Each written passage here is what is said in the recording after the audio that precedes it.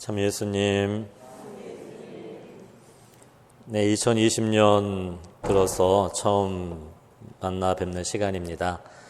다시 한번 올 한 해 또 우리가 살아갈 그 모든 시간 속에 우리 어머니이신 마리아께서 늘 우리를 또한 지켜주시고 또 인도해 주시기를 또 청하면서 여러분이 또 새해 인사 드리고 싶습니다. 새해 복 많이 받으십시오. 우린 늘 새해 시작을 하느님의 어머니이신 성모님의 이름을 부르면서 시작합니다.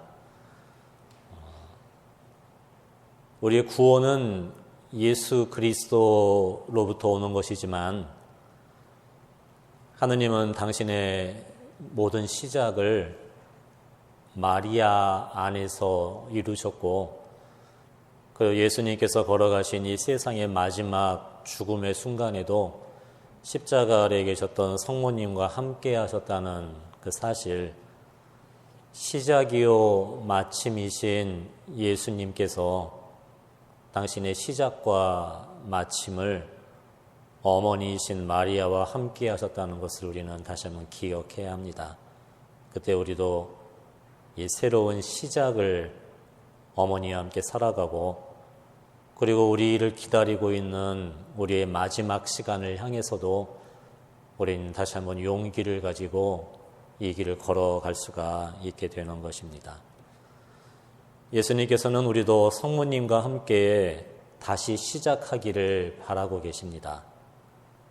우리도 이분이 우리의 새로운 시작에 어머니께서 함께 해주실 때 어쩌면 우리가 잘못 살아왔었던, 내가 묶어놓았던 모든 묶임들이 성모님께서 우리를 다시 이 길을 걸어갈 수 있도록 그 묶임에서 우리를 풀어주실 수 있으시는 분이십니다.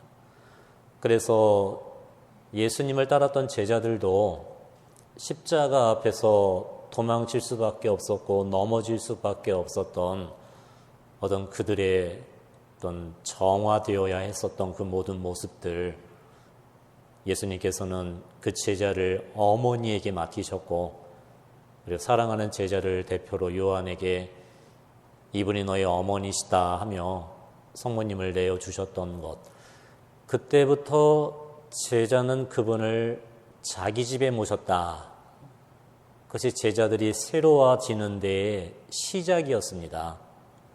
어쩌면 예수님과 함께 구원의 길을 따랐지만 예수님과 같은 마음이 아니었던, 때론 세상적인 욕망과 욕심을 붙들고 예수님을 따랐던, 그러니까 예수님은 어떤 하느님의 뜻을 위해 당신을 내어주는 길을 걸으셨는데 제자들은 나를 위해 하느님의 능력을 원했던 아마 그런 왜곡된 그 마음에서부터 그들이 새롭게 시작될 수 있었던 것은 어머니였다는 것을 우리는 잊지 말아야 합니다. 제자들이 주님의 어머니를 자신의 어머니로 모시고 그분과 함께 새롭게 기도하며 그들의 신앙이 새롭게 시작되었을 때 성령이 임하시고 그리고 모든 일이 하느님의 질서 안에 제자리로 돌아가게 되었던 것입니다. 우리가 잊지 말아야 되는 것은 우리에게 어머니를 맡긴 게 먼저가 아니라 어머니이신 마리아에게 제자들을 맡기셨다는 것입니다. 그 제자들을 맡기셨다는 것. 다시 말해 제자들이 이분을 어머니로 받아들였다는 것. 그래서 우리도 이분을 주님의 어머니서만이 아니라 나의 엄마로 우리는 받아들이는 것. 그것이 우리 신앙의 새로운 시작이 되어야 되는 것이고 우리 삶의 새로운 시작이 될 수 있다는 것입니다. 지나온 시간 우리는 많이 넘어졌고 많은 죄를 지었고 여전히 부족하고 여전히 우리 마음에는 많은 두려움과 아픔이 있습니다. 악은 여전히 우리에게 이렇게 이야기합니다. 끝났다. 너는 기도해도 소용이 없을 것이고 너는 노력해도 나아질 것이 없을 것이라고 포기하라고 절망을 우리에게 불어넣지만 그 마지막 죽음의 순간에서도 예수님께서는 우리에게 희망을 남겨주셨던 겁니다. 이분이 너의 어머니시다. 이분과 함께 하여라. 그리고 성모님은 우리의 새로운 희망이 되어주셨고 어머니와 함께 기도하는 제자들은 진정으로 그리스도의 그 새로운 은총과 생명회로 그들 나아갈 수가 있었던 것입니다. 주님의 어머니를 나의 엄마로 받아들이는 것이 예수님께서 원하시는 뜻이었습니다. 왜냐하면 우린 이미 완성된 존재가 아니고 여전히 완성을 향해 나아가야 되는 존재들이기 때문에 우리는 벌써 성인이 되었고 나이가 많이 들었다 할지라도 여전히 우리 영혼은 이 어머니의 돌봄이 필요한 불완전한 우리들이기에 우리는 어머니의 도움의 손길이 필요한 사람들이라는 것입니다. 예수님께서 우리에게 알려주시는 신앙은 끊임없이 성장하는 것이라고 우리에게 말씀해 주십니다. 하지만 우리가 이 현세적인 것에 머물러 있다면 우리는 성장하지 못합니다. 어쩌면 내가 만들어 놓은 안전한 울타리를 내가 넘어설 수 있는 용기가 없다면 신앙은 시작되지 못하고 성장할 수 없습니다. 때로는 하느님만이 내가 하느님을 진정으로 의지하고 하느님만이 어떤 나의 유일한 안전 보장임을 인정할 때에만 우리의 신앙은 깊어질 수 있게 되는 것이지요. 하지만 여전히 우리는 세상 속을 살아가기 때문에 이 세상에 많이 상처 있고 아픔 속에 여전히 우리는 두려움을 가지고 있습니다. 하느님을 믿는다는 것, 그것은 우리가 하느님께 나를 맡기고 의지하는 자세여야 합니다. 근데 사실 우리도 하느님을 믿었고 하느님께 의지하였는데 우리의 믿음이 방향이 조금 달랐던 것은 아닐까 생각을 합니다. 우리도 열심히 기도했고 하느님께 열심히 매달렸지만 믿지 않아서가 아니라 우리 신앙의 어떤 시작과 방향이 뭔가 달랐기 때문은 아니었는가 생각합니다. 왜냐하면 그 시작이 나였고 그리고 우리 기도의 목적이 자기 자신이었을 때가 참 많다는 겁니다. 어쩌면 내가 바라는 것, 또 내 뜻을 이루기 위해서 우리는 하느님께 기도하고 하느님을 신뢰하고 의지한다고 이야기합니다. 그러면서 내 뜻을 이루어 주실 것을 기대하며 나를 하느님께 맡길 수도 있을 겁니다. 아마 이렇게 기도하는 것일 겁니다. 예수님, 저를 당신께 맡깁니다. 그러니 제가 원하는 제 뜻을 이루어 주십시오 라고 우리는 기도할 수도 있을 겁니다. 이런 태도는 계속해서 결국에는 자기가 목적이 되는 기도일 겁니다. 나를 추구하는, 내가 중심이 되는 신앙이었을 겁니다. 그리고 그런 의탁과 맡김은 어떤 내가 조건적인 맡김일 겁니다. 내가 당신께 나를 맡겨드리오니 내가 바라는 것을 달라는 그것.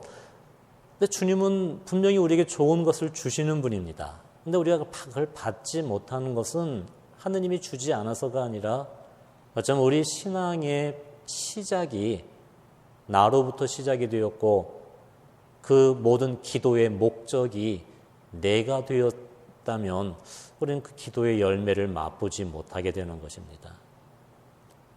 왜 우리는 성모님과 함께 다시 시작해야 됩니까? 어머니께서 우리에게 이 기도와 우리의 신앙을 새롭게 해주실 수 있기 때문입니다.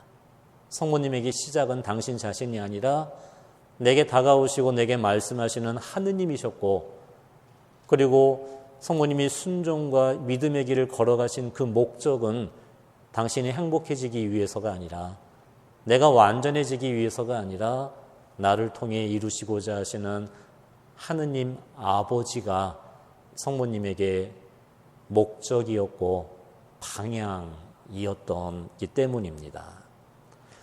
아마 하느님께 의지한다는 것은 무조건적인 신뢰를 우리가 다시 한번 드리는 것일 겁니다. 그래서 우리의 기도는 이렇게 바뀔 수 있습니다. 하느님이 저를 사랑하시고 제가 사랑하는 이들, 제 기도 중에 있는 모든 이들이, 우리 가족들이 무엇을 필요로 하는지 주님께서 잘 알고 계십니다. 그러니 당신께서 원하시는 대로 이루어 주십시오 라고 말씀드릴 수 있는 것. 어떤 우리가 조건을 걸지 않고 하느님을 신뢰할 때, 그때 지금 우리가 당장은 시련과 고통의 길을 걷는다 할지라도 그 모든 시련을 통해서도 하느님은 우리에게 가장 좋은 것을 주실 수 있는 분이라는 그 신뢰 속에서 우리는 조건 없이 우리 자신을 맡겨드릴 수 있는 힘이 생겨나게 되는 것입니다. 이러한 신앙이 우리로 하여금 지금을 살게 만들어주는 것 같습니다. 내가 지금으로 돌아오게 해주는 것 같습니다. 왜냐하면 여전히 우리는 2010년을 시작하며 이 시간을 살아가지만 여전히 우리는 과거 속에 살 때가 너무나 많이 있습니다. 여전히 지난날의 후회, 지난날의 아픔들, 억울함들, 상처들과 같은 것, 혹은 내일에 대한 허황된 욕망 속에 살아가거나 내일에 대한 막연한 두려움 속에서 살기 때문에 몸은 여기 있지만 우리 마음은 과거에 묶여 있거나 혹은 내일에 짓눌리는 삶을 우리는 살아가게 되는 것 같습니다. 성모님께 의지합시다. 성모님을 다시 한번 우리 모든 기도의 시작이요, 그리고 우리 삶의 마지막을 어머니께서 함께해 주신다는 그 믿음을 우리는 가져야 합니다.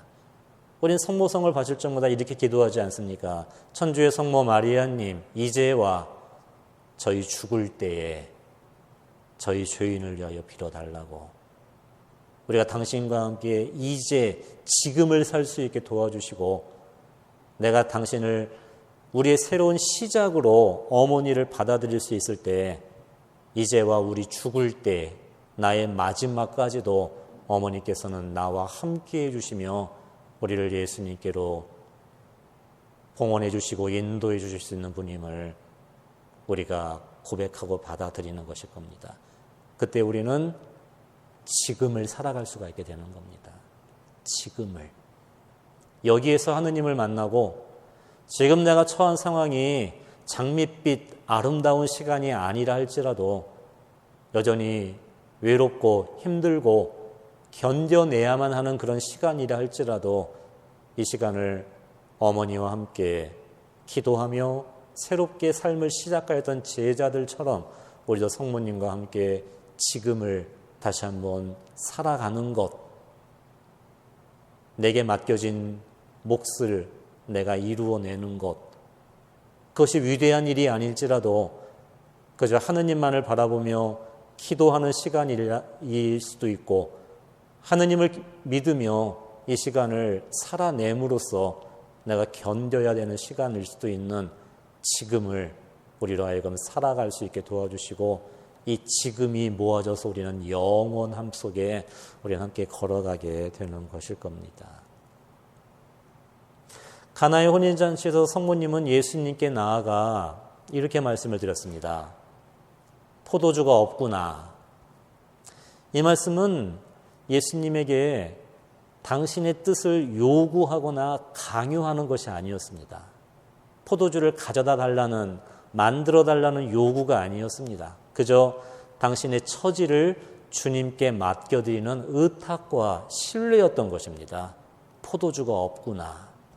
그러나 그것을 어떻게 하실지는 모르지만 예수님은 우리의 곤란한 상황을 모른 척 하시는 분이 아니시라는 믿음, 그분이 내게 무엇을 주실지는 모르지만 주님이 나에게 나쁜 것을 주지 않으시는 분이라는 신뢰 속에서 성모님은 당신의 어려운, 우리의 곤란한 상황 그대로를 주님 앞에 들고 나아가셨던 겁니다. 포도주가 없구나. 그러면서 일꾼들에게도 이렇게 말씀하시지 않았습니까? 무엇이든지 그가 시키는 대로 하여라. 우리는 예수님이 내게 무엇을 주실지 알지 못합니다. 2020년 새해를 시작하면서 우리는 새해 덕담을 하고 축복을 나누지만 하나님은 우리에게 365일 내내 좋고 아름다운 것만을 허락하지 않으심을 우리는 이미 알고 있지 않습니까?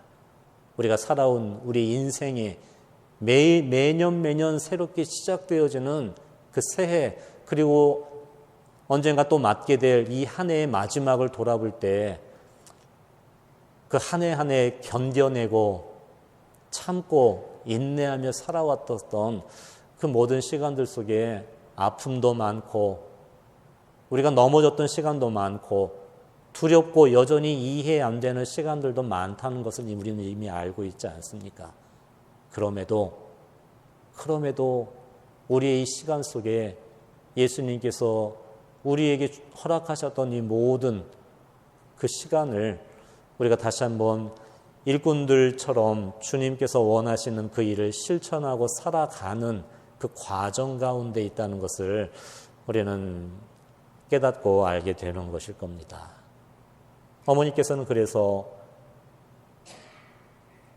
2020년이 한 해도 우리의 목적인 하느님을 향해 나아가는 한 조각이고 한 부분이라는 것을 우리에게 다시 한번 일깨워 주십니다. 그래서 이 순간에 실망하지 말고 무엇이든지 그가 시키는 대로 하여라는 그 말씀에 우리도 그 길을 따라가고 함께 예수님과 함께 하라고 우리 부탁을 주시는 분이 어머니이십니다. 여기에서 우리 진정한 평화가 나오는 것입니다. 하느님을 전적으로 신뢰해야 우리들 마음에 비로소 평화가 생기게 됩니다. 우리가 하느님을 신뢰하지 못한다면 우리는 언제까지나 불안을 느낄 수밖에 없고 우리 마음은 걱정, 근심, 두려움으로 가득 차 한순간도 조용히 머물지 못한 채 평화를 잃어버리고 우린 떠돌아다니게 되는 것입니다. 주님의 뜻, 주님의 사랑을 내가 지금 온전히 깨닫지 못한다 할지라도 이것을 온전히 신뢰하는 것 외에는 마음의 평화가 없다는 것을 성모님은 우리에게 가르쳐 주십니다. 성모님은 평화의 어머니이십니다. 단지 아무 고통 없이 평화로운 상태에 머무르셨기 때문에 성모님을 평화의 어머니라고 부르는 것이 아닙니다. 당신이 걸어가셔야만 하셨던 15살의 처녀의 몸으로 성령으로 잉태하는 그 순간부터 사람들에게 이해받을 수 없고 설명할 수 없는 당신의 그 곤란하고 혼란스러운 그 상황들, 베들레헴에서 예수님을 낳으셨던 그 거절과 어느 여관도 주님의 어머니와 예수님께 성 요셉에게 방을 내어주지 않았던 바로 그런 거절, 무관심의 아픔 속에서도 성모님께서는 당신의 평화를 살아가셨던 것은 고통이 없어서 평화로운 것이 아니라 당신의 모든 삶에 하느님의 뜻을 생각하셨고 당신이 겪는 시련과 아픔의 속에서도 하느님을 신뢰하셨기 때문에 간직하셨던 평화였던 것입니다. 새해 1월 1일 평화의 날로 기억하면서 다시 이 세상의 평화, 우리 가정의 평화, 우리 자신의 평화를 우리는 어머니를 통해서 다시 한번 구합니다. 우리가 이 평화를 구한다는 것은 우리가 다시 한번 하느님을 신뢰하는 마음을 청하는 것이고 2020년 이 새해를 우리가 다시 한번 주님께 대한 신뢰의 마음으로 이 시간을 걸어가겠다는 우리의 또 다른 다짐이요 선택이 될 것입니다. 어떤 성인은 성모님을 세상이라는 폭풍우가 몰아치는 바다에서 이 배가 떠내려가지 않도록 힘차게 붙들어주는 단단한 닻의 비유를 해주었습니다. 배가 닻을 땅에 내리고 이 폭풍우와 비바람을 견뎌내는 것처럼 말입니다. 그러면서 이렇게 기도하셨습니다. 성모님, 우리는 당신을 영혼의 닻으로 삼고 그 희망에 우리 영혼을 묶습니다. 이 닻은 희망을 상징합니다. 대홍수 속에 노아의 방주에 들어가듯이 우리가 이 세상의 폭풍우와 이 홍수 속에 우리가 들어가야 될 하느님의 방주가 바로 어머니라는 사랑입니다. 우리는 이 방주 속에 피신하고 기도하며 어머니의 도움과 보호를 받아 우리는 이 구원의 산을 향해 우리의 목적인 하느님을 향해 우리도 이 길을 걸어갈 수가 있게 되는 겁니다. 근데 방주에 들어가는 이들은 작고 단순한 이들만이 이 방주에 들어가게 됩니다. 작고 단순한 이들이란 누구겠습니까? 하느님 앞에 자신이 보잘것없는 사람이라는 것을 인정하는 이들이 작은 이들이고 단순한 사람들입니다. 사실 우리는 자기가 약함을 지니고 있고 우리가 부족하다는 것을 머리로는 알지만 여전히 우리는 이 사실을 마음속으로 받아들이지 못하고 있는 겁니다. 여기서 심리적인 저항이 생겨나고 쓸데없는 긴장과 어떤 힘이 들어가게 되는 겁니다. 내가 작고 보잘것없는 사람이라는 것은 하느님 앞에 결코 부끄러운 것이 아닙니다. 내가 작기 때문에, 보잘것없기 때문에, 내가 부족하기 때문에 오히려 하느님의 사랑이 필요한 사람이고 그분의 도움이 필요한 사람이라는 것인데, 그런데 머리로는 내가 작고 약하다는 것을 알지만 여전히 마음속에는 나의 작고 약함을 내 스스로 받아들이지 못하고 있는 것 같습니다. 그래서 우리는 자기를 바라보며 이렇게 이야기합니다. 내가 이러면 안 되는데, 내가 이래서는 안 되는데 하고 자책하면서 나를 억압하고 비난하고 무시하고 야단치며 우리는 자꾸 그렇게 자기 자신을 바라봅니다. 오늘도 기도하면서 내 마음속에 화가 있다는 것을 바라보았습니다. 여전히 누구에 대한 미움이 있다는 것을 바라봅니다. 그때 대부분의 시간 우리는 이렇게 이야기했습니다. 화나면 안 되는데, 미워하면 안 되는데.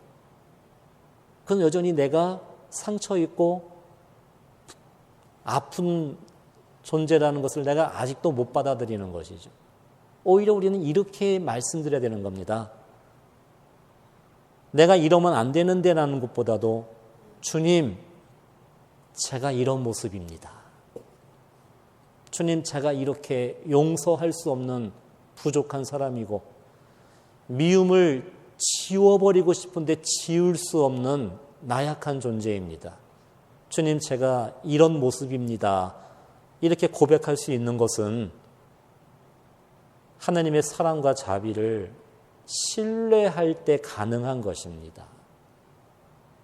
하느님을 신뢰하지 못할 때 나는 내 안에 이런 마음이 없어야 사랑받을 수 있다고 생각을 하는 겁니다. 내가 누구를 미워하지 않아야 하느님의 사랑을 받고 내 안에 이런 부족함이 없어야 내가 주님 앞에 나아갈 수 있다는 그 생각은 하느님이 자비와 사랑의 아버지라는 사실을 우리가 신뢰하지 않고 있는 것입니다. 그래서 여전히 그 하느님께 대한 이 신뢰가 부족하기 때문에 그래서 우리는 자기 자신을 먼저 못 받아들이는 거 있는 것입니다.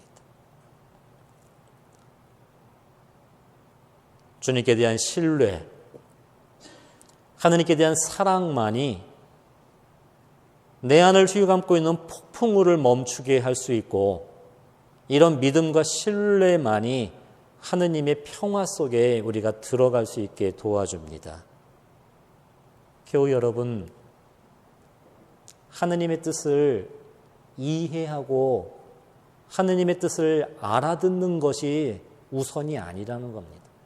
내가 하느님의 뜻을 다 이해해서 받아들일 수 있는 것이 아니라 하느님을 사랑할 때 이해할 수 없는 우리들의 모든 모습 속에도 하느님이 함께하고 계신다는 그분 자체를 믿고 하느님을 신뢰하는 것이 더 중요하고 하느님을 사랑하는 것이 더 중요하다는 것입니다. 그것이 성모님의 삶이었습니다. 천사를 보내어 바로 성모님에게 당신의 뜻을 전해주셨지만 인간으로서 어떻게 하느님의 위대한 계획을 어떻게 알아들을 수 있겠습니까? 성모님이 그거를 머리로 다 알아서 하느님의 뜻을 이해해서 이해하고 말씀드렸던 것이 아니라 나는 그걸 잘 이해할 수는 없지만 지금 나에게 말씀하시는 분이 나를 사랑하시는 주님이라는, 나를 사랑하시는 아버지라는 것을 믿었을 때, 그 하느님을 신뢰하셨을 때 하느님께는 불가능한 일이 없다라는 그 말씀을 받아들이셨을 때 여전히 두렵지만, 여전히 자신 없지만 그럼에도 주님께 대한 믿음과 신뢰로 예 주님, 제가 주님과 함께 하고 싶습니다 라는 응답을 드렸던 것입니다.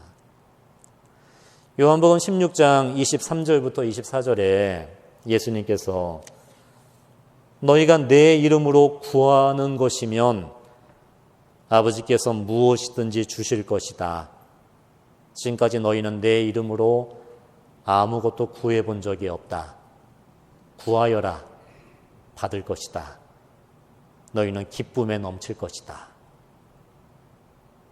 새해 오히려 주님께 많은 것을 구하고 청할 것입니다. 각자 필요한 모든 것을 들고 예수님께 기도를 드립니다. 그때 예수님께서 너희가 내 이름으로 구하는 것이면 아버지께서 무엇이든지 주실 것이다 라고 말씀하시면서 지금까지 너희는 내 이름으로 아무것도 구해본 적이 없다 라고 말씀을 하십니다. 우리가 예수님의 이름으로 구한다는 것은 무엇이겠습니까? 그분의 마음으로 구한다는 것 아니겠습니까? 예수님과 같은 마음으로. 예수님은 하느님을 아버지라 불러주셨고 우리에게 아버지로서의 하느님을 가르쳐 주셨고, 그리고 예수님 일생의 기도는 이 아버지께 대한 온전한 신뢰와 의탁의 기도였습니다. 심지어 십자가를 받아주시는 겟세마니에서의 그 피땀 흘리시는 기도 속에서도 당신이 십자가를 받아지셨던 그 고통 속에 들어가실 수 있었던 것도 바로 그 속에서 받아들이기 힘들고 이해하기 어려운 하느님의 그 뜻 속에 계시는 아버지의 사랑, 그 아버지께 대한 그 마음으로 예수님께서 그 길을 걸어가셨습니다. 사실 우리는 예수님의 이름으로 아마 이렇게 기도하지는 않았을까 생각이 듭니다. 예수님의 이름으로 아버지께 어떤 내 불안함을 없애달라고 우리는 청하고 살아왔을 겁니다. 이 불안함을 없애달라고. 사실 우리가 그런 많은 것에 주님께 대한 온전한 신뢰 속에 들어가지 못하게 만드는 것이 우리 안에 있는 불안함들 아닐까 생각이 듭니다. 불안함. 내일에 대한 불안. 나 자신에 대한 불안. 그래서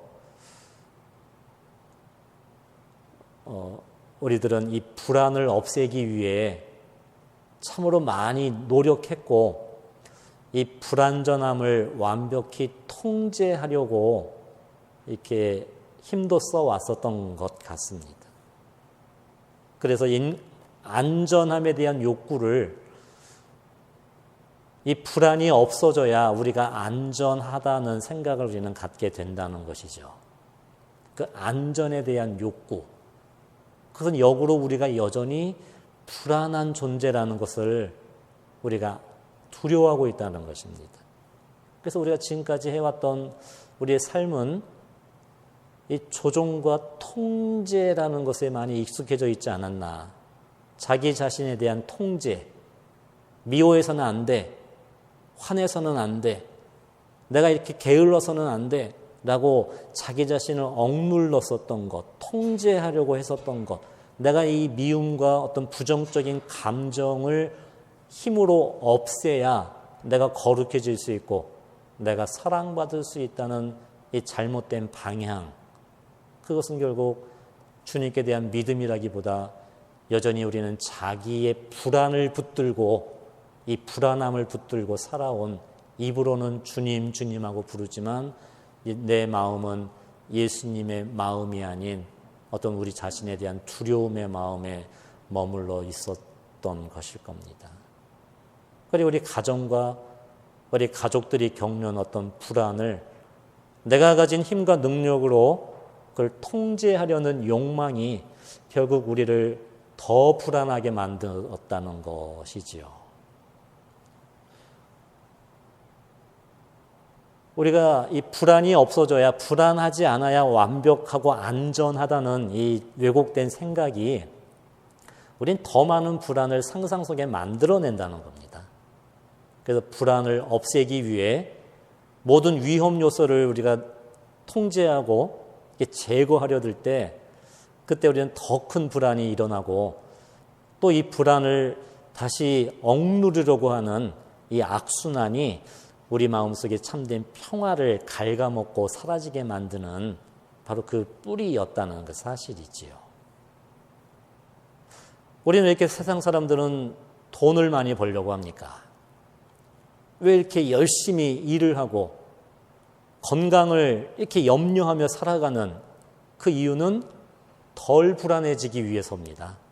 내가 돈이 많으면 불안 요소가 좀 많이 사라지고, 그리고 내가 일을 많이 하고 그럼으로써 우리 삶을 더 불안하지 않게 어떤 확실한 것을 얻고자 하는 그 마음인데, 그래서 우리는 행복해지기 위해 살기보다도 현대인들은 불안하지 않기 위해 노력하고 살아간다라고 이 현대인들의 마음을 규정짓는 현대 심리학자들이 그렇게 이야기를 합니다.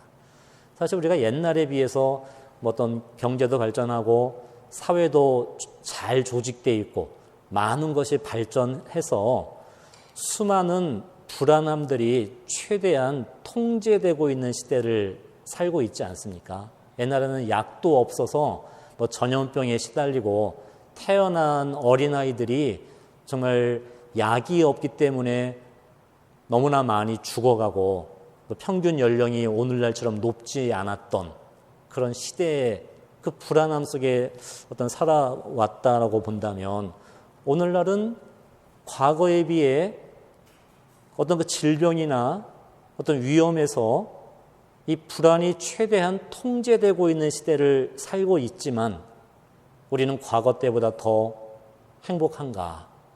우리 안에는 여전한 불안이 존재하고 있거든요. 그것은 내가 이 모든 불안함을 내 힘으로 통제하려는, 내가 그것을 없애려는 강박증, 그것은 다시 말해 불안에 대한 불안이다. 불안에 대한 불안이 악순환처럼 우리를 휘감고 있다라는 것입니다. 우리는 지금까지 예수님의 이름으로 내 불안함을 없애달라고 우리는 청하고 살아왔던 것입니다. 당신의 힘과 능력으로 내가 느끼는 불안함을, 우리 자녀들의 모습 속에 내가 조마조마한 그 불안함을 제거해달라고, 우리 가정과 공동체에 내가 받아들이기 힘든 이 불안을 없애달라고 우리가 기도하고 살아왔지만, 이제는 우리는 이렇게 기도해야 됩니다. 본질적이고 근원적인 것을 청해야 합니다. 고통이 사라져야 평화로운 것이 아니라 이 고통스러운 나의 시간 속에 평화이신 예수님을, 지금 이 시간을 아버지께 대한 사랑과 그분의 따스한 품을, 영원한 기쁨인 하느님을 내게 주시기를, 내가 당신과 함께 이 시간을 살아갈 수 있는 힘을 주시기를, 그것을 청하기를 예수님은 기다리고 계시는 겁니다. 우리가 불안함 속에 주님, 제 이 불안함을 없앨 힘을 주시고 능력을 주시고 많은 것을 달라고 청하는 가운데 우리는 이 모든 것들을 아버지 앞에 과감히 맡겨드리는 것, 주님, 제 가족들을, 제 자녀들을 당신의 자비하심에 온전히 맡겨드립니다 라는 신뢰. 주님, 제가 거룩해지기 위해 제 안의 부족함을 없애주십시오 라고 청하는 모습이 아니라, 주님, 아파하고 미워하고 두려워하고 있는 나를 당신께 봉헌합니다 라고 맡겨드리는 것. 나의 어떤 것을 주님께 맡겨드리는 것이 아니라 그거를 느끼고 있는 나 자체를 하느님께 드릴 수 있는 것. 내 생명까지도 당신께 맡겨드릴 수 있는 믿음, 그 신뢰, 그것이 우리의 새로운 기도여야 하는 것이지요. 하지만 저도, 이 말씀을 드리는 저도 여전히 그러한 믿음과 신뢰를 살아가지 못합니다. 어느 누가 내가 그런 믿음으로 살아갈 수 있다고 자신할 수 있는 사람이 세상 누가 있겠습니까? 그러니까 우리는 어머니께 가야 되는 겁니다. 엄마 도와주십시오. 불안을 없애고 싶은데 여전히 불안한 제 모습입니다. 이 불안 속에 하느님을 바라보지 못하고 나의 불안함에 묶여있는 불쌍한 저의 모습입니다. 도와주십시오. 저와 함께 해주십시오. 성모님과 함께 제가 제 믿음이 새롭게 도와주시고 저의 기도가 새로워질 수 있게 도와주십시오 라고 우리는 어머니 그분 앞에 다시 한번 나아가야 되는 것입니다.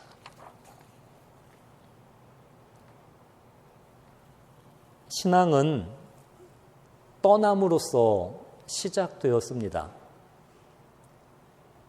아브라함이 자기 집과 고향을 버리고 하느님께서 보여주시는 그 미지의 땅, 그 약속의 땅을 향해 그 길을 떠났던 것처럼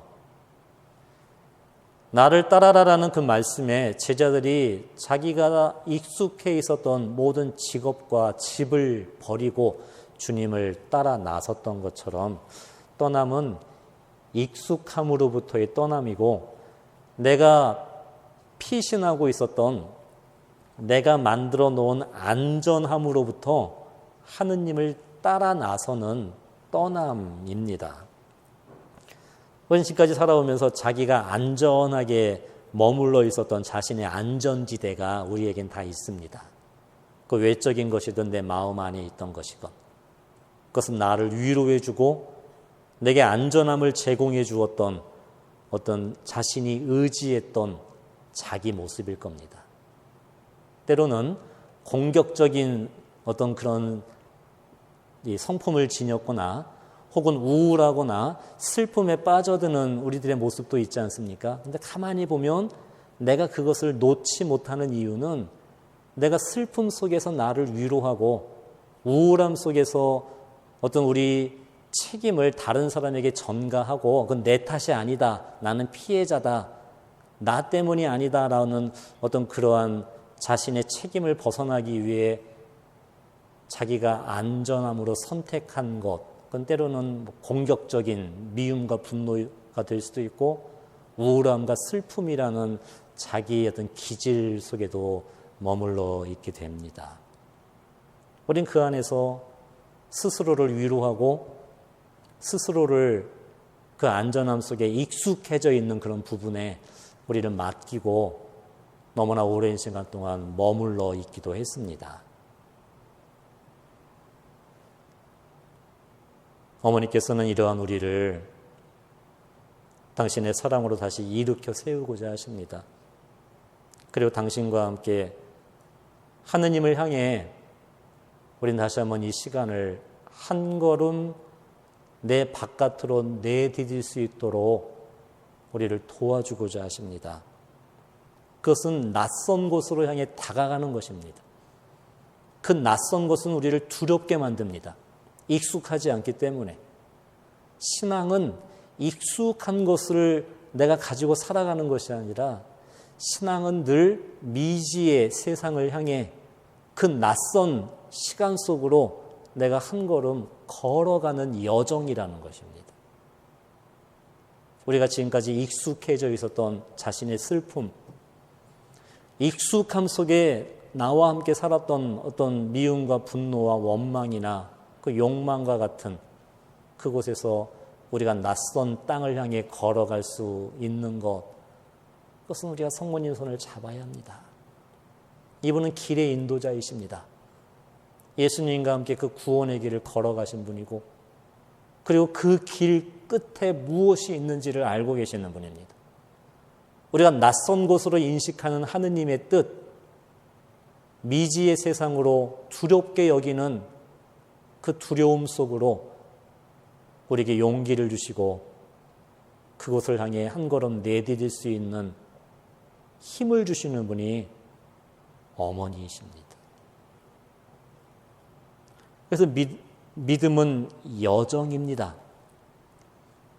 긴 여정이고 길고 긴 이 길을 우리는 한 걸음 한 걸음 매일매일의 삶을 통해 그 길을 걸어가고 있는 것입니다.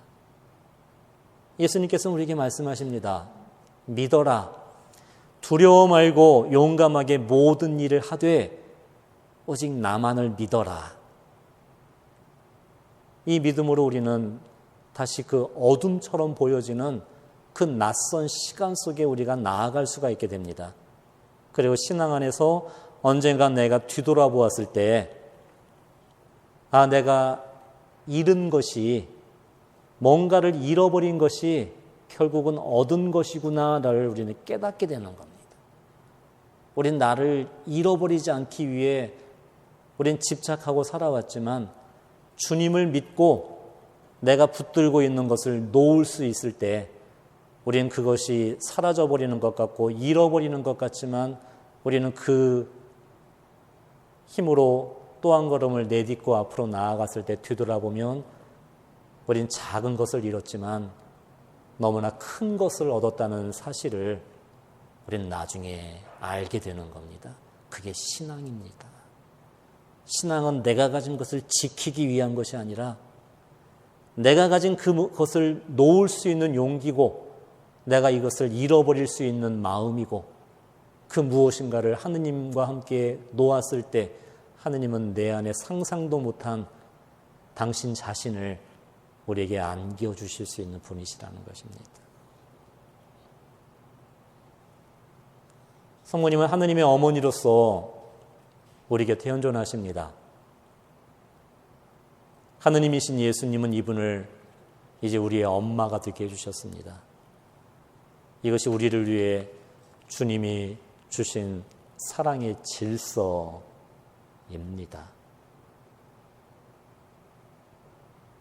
어머니 안에서 이분을 어머니로 받아들이는 마음 속에서 이제 우리 안에 새로운 질서가 잡는 것이고 새로운 시작이 여기서부터 이루어지게 되는 것입니다. 로마서 8장 28절에 하느님을 사랑하는 사람들, 그분의 계획에 따라 부르심을 받은 이들에게는 모든 것이 함께 작용해서 선을 이룬다는 것을 우리는 압니다. 하느님은 늘 합리적인 것을 통해서 당신의 뜻을 이루시는 분이 아니십니다. 늘 내가 알아들을 수 있는 좋은 것만을 가지고 당신의 뜻을 완성하시는 분이 아닙니다. 때론 내가 이해할 수 없는 일들을 통해서도, 받아들이기 힘든 고통을 통해서도, 심지어 십자가의 죽음을 통해서도 아버지는 우리에게 생명을 주실 수 있는 분이시고 우리에게 빛을 주실 수 있는 분이심을 믿으라고, 신뢰하자고 성경은 우리에게 끊임없이 우리 마음을 두들기며 그분께 대한 믿음과 신뢰를 부탁하고 계시는 것입니다. 그 시작을 어머니와 함께 하십시오. 내 마음을 내 힘으로 바꾸라고 말씀하시는 게 아닙니다.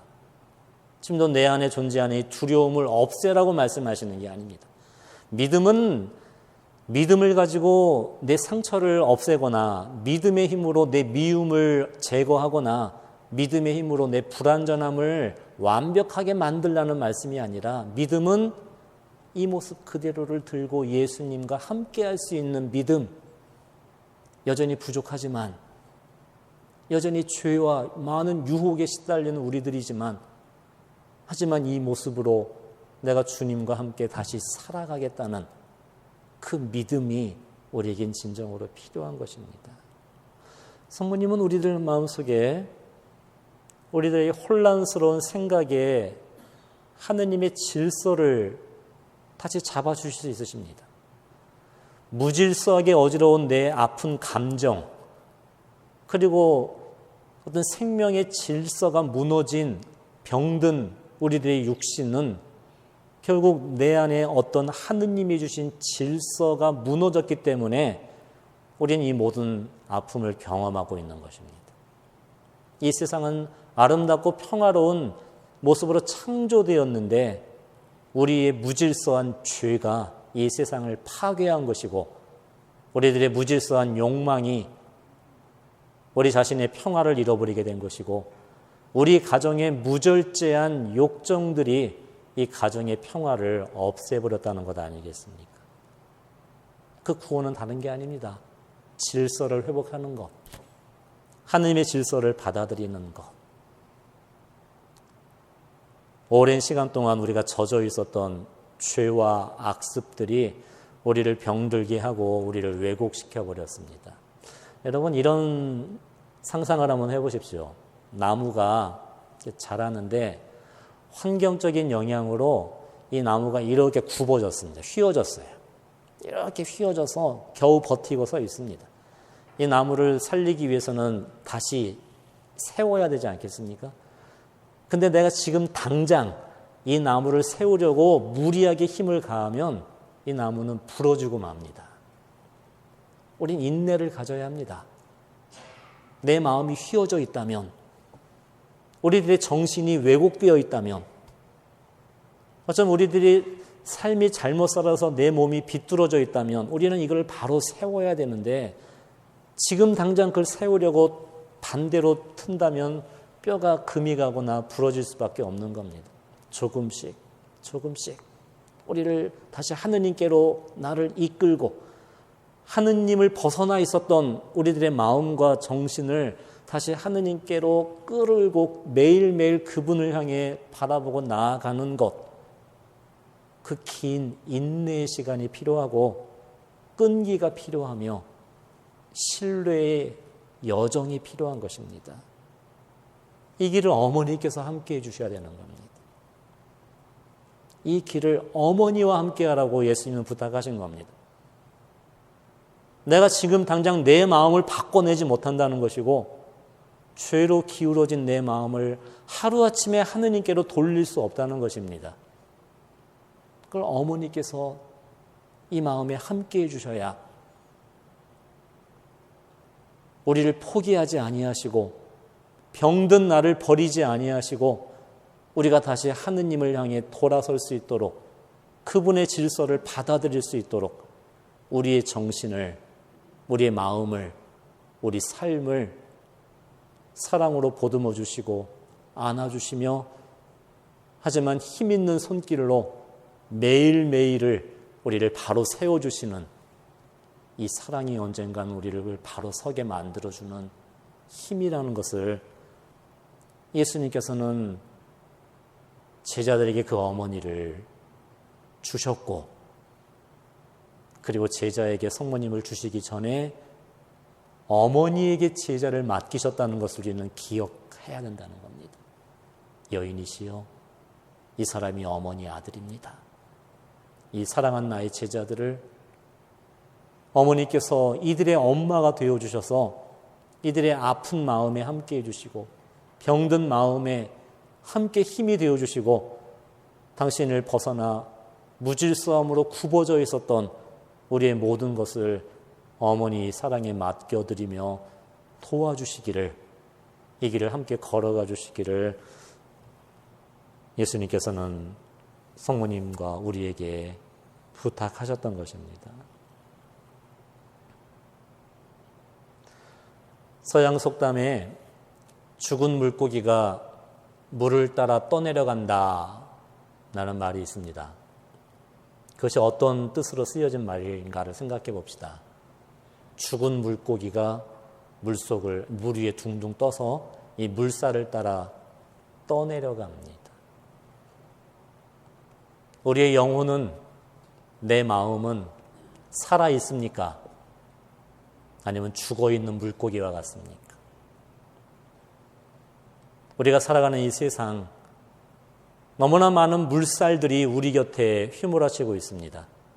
이 세상의 어떤 흐름, 세상의 거짓과 잘못된 욕망이라는 흐름, 그리고 우리를 휘감고 있는 자신의 어떤 감정의 물살들, 우리의 왜곡된 욕정의 물살들에 나는 이 물살을 거슬러 가고 있습니까? 아니면 이 물살에 둥둥 떠내려가고 있습니까? 내가 절망과 포기로 죽어 있다면 우리는 죽은 물고기처럼 이 세상의 물살에, 내 감정의 소용돌이에 우리는 여전히 떠내려가고 있는 모습일 겁니다. 그렇다면 어머니 이름을 부르십시오. 성모님의 사랑을 원하십시오. 성모님의 사랑에 함께하기를 바라십시오. 그때 우리 어머니는 우리 영혼을 다시 일으켜 세워주시어 우리가 이 거센 물살을 헤치고 거슬러 올라가는 이 작은 물고기가 되도록 우리를 키워주시고 힘을 주십니다. 연어는 몇 년 동안 먼 바다에 가서 살다가 때가 되면 자기가 태어난 그 강으로 다시 회귀를 합니다. 그 긴 여정을 거쳐 다시 자기가 잉태되고 태어났던 그 하천 원점으로 연어는 때를 이루고 그 강물을 거슬러 올라갑니다.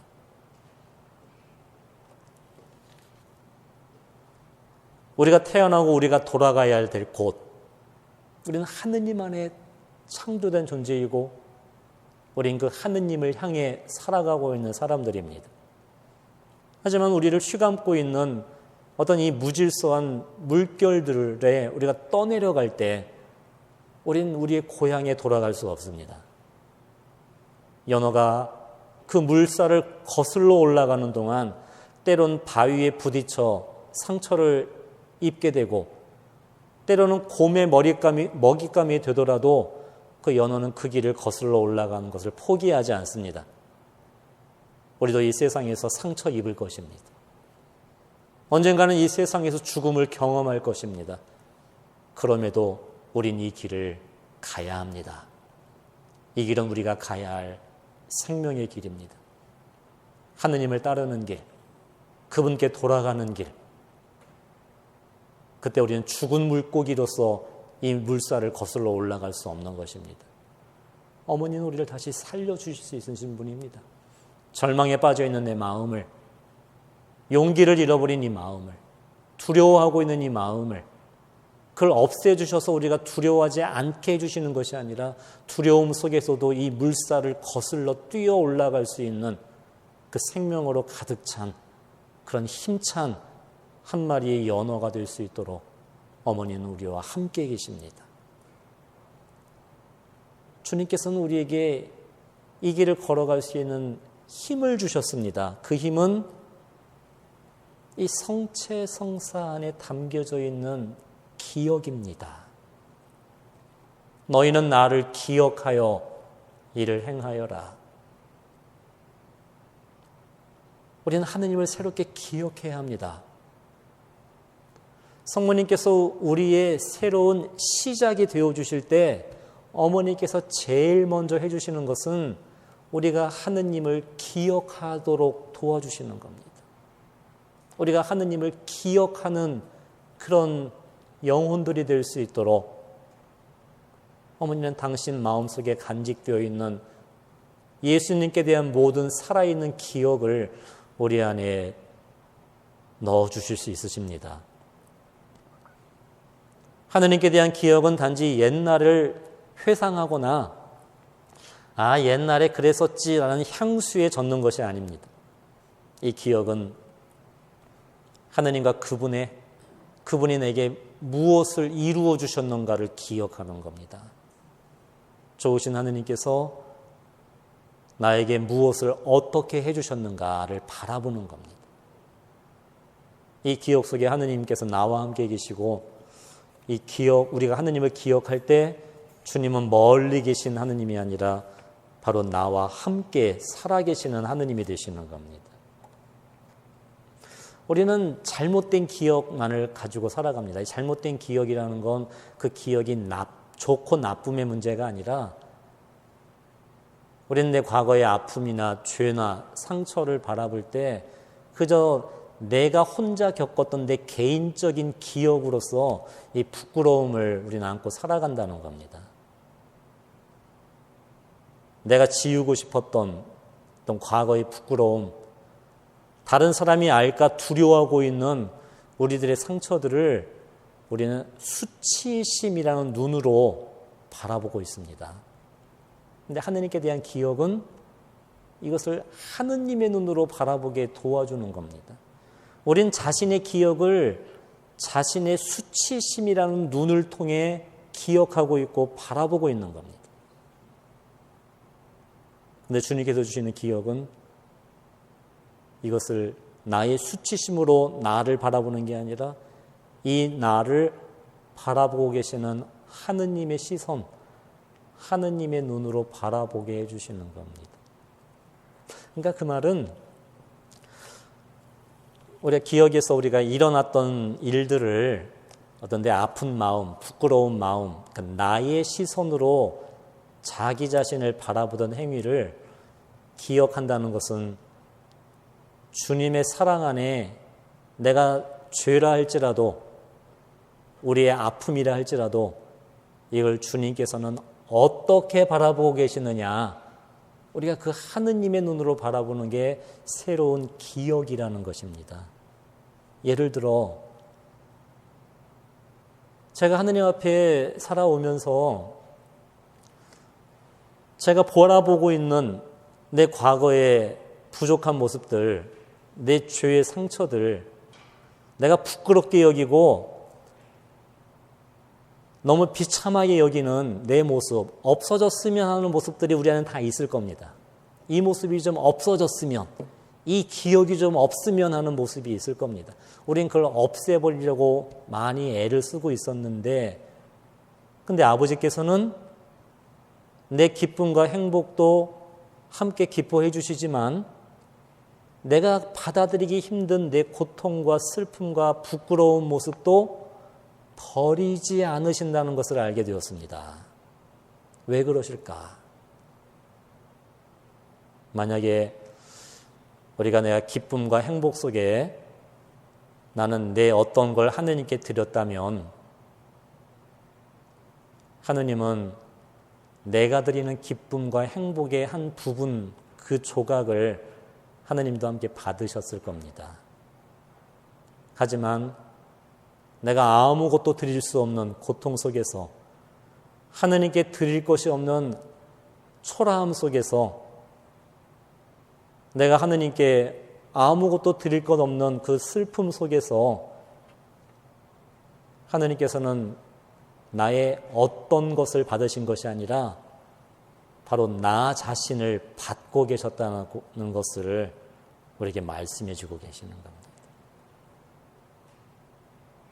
우리가 감사의 마음으로 예수님 이름으로 1억을 기부했습니다. 내가 가진 어떤 선물을 드렸습니다. 그때 하나님은 그런 봉헌도 기쁘게 받으시겠지만 그건 나의 일부분을 받으신 겁니다. 일부분을. 나는 주님께 드릴 게 아무것도 없습니다.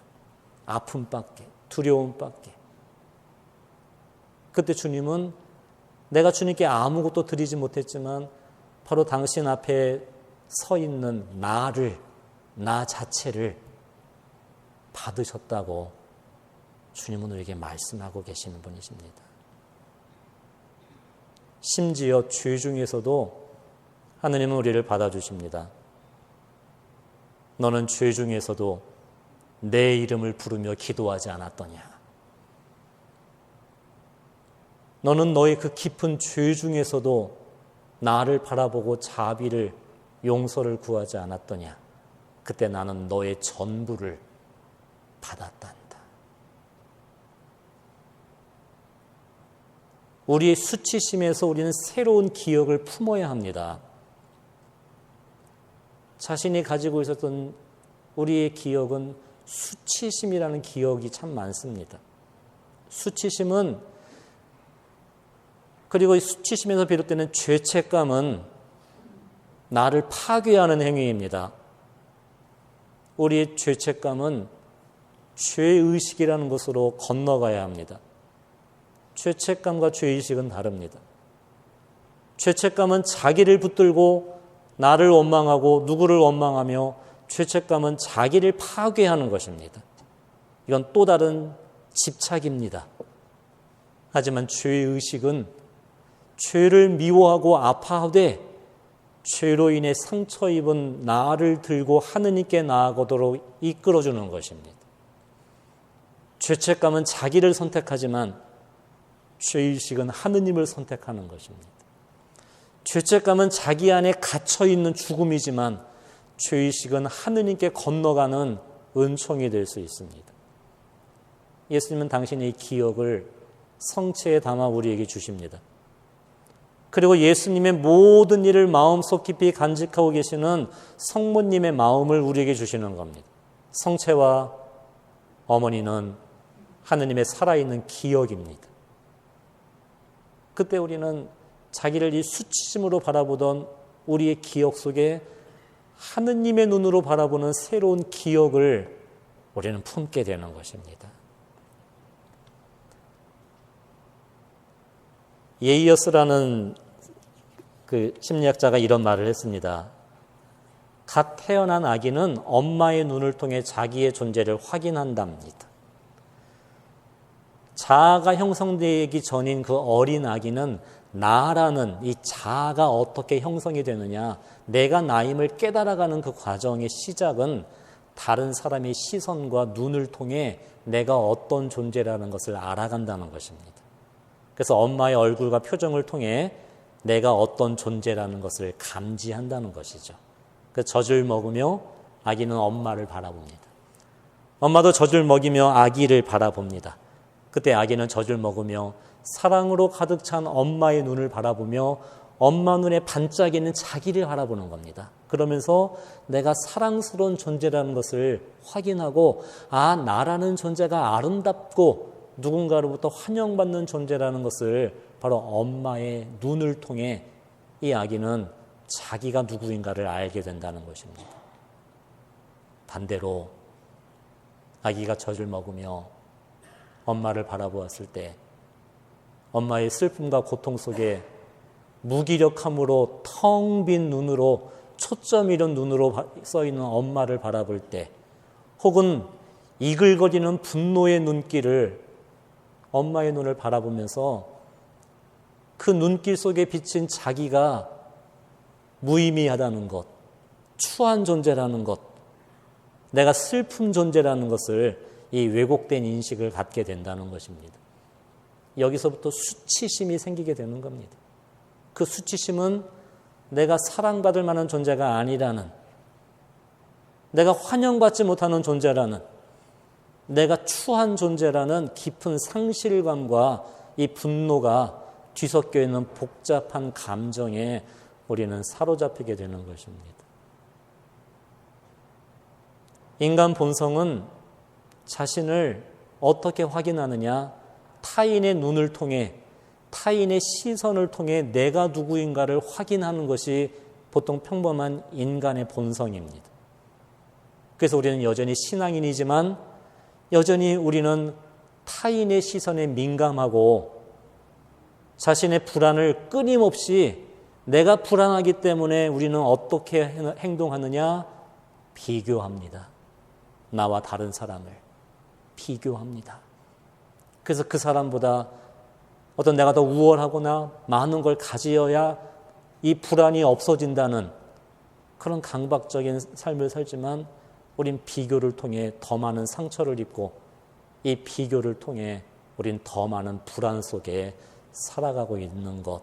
그 이유는 여전히 우리는 타인의 시선에 민감하고 다른 사람의 그 시선에서 나를 확인하고자 하는 이 근원적인 불안이 우리 안에 머물러 있기 때문입니다.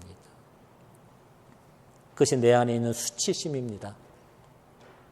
자기 자신이라는 존재 자체에 대한 의심, 아이가 나를 바라보는 엄마의 눈, 아빠의 눈을 통해 사랑을 발견하지 못할 때 그 경험은 자기 자신에 대한 수치심과 불안으로 변하게 되고 이것이 우리 안에 남아있는 원초적인 불안이고 두려움입니다. 이런 우리를 예수님은 엄마 품에 안겨주신 겁니다.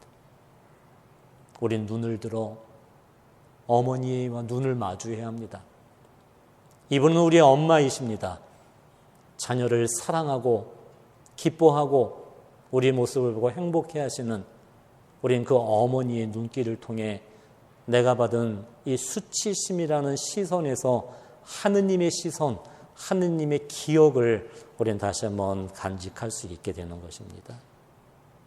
여러분, 치유의 핵심은 우리 고통이 없어지는 것이 결코 아닙니다. 고통을 외면하거나 회피하거나 이 고통을 억압하거나 감정을 감추는 것이 아니라 우리가 치유된다는 것은 나를 두렵게 만들고 불안하게 만든 내 모습을 마주할 수 있는 용기입니다.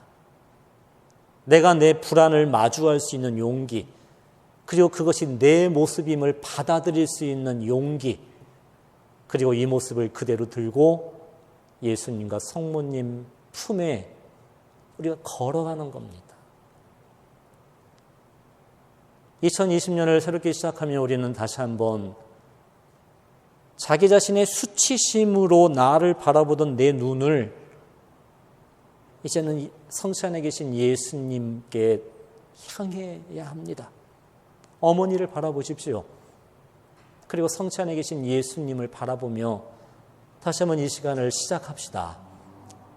아기가 젖 먹이는 그 엄마를 바라보면서 엄마의 그 반짝이는 눈길 속에 그 사랑 속에 새겨져 있는 나를 확인하듯이 우린 자신의 수치심을 넘어 예수님께 나아갈 수 있다면 우린 성체 안에 계신 예수님 지금도 나를 바라보고 나와 함께하고 계시는 십자가에서 고통 속에서도 우리를 사랑으로 바라보고 계시는 그 예수님의 시선을 마주할 수 있을 것입니다.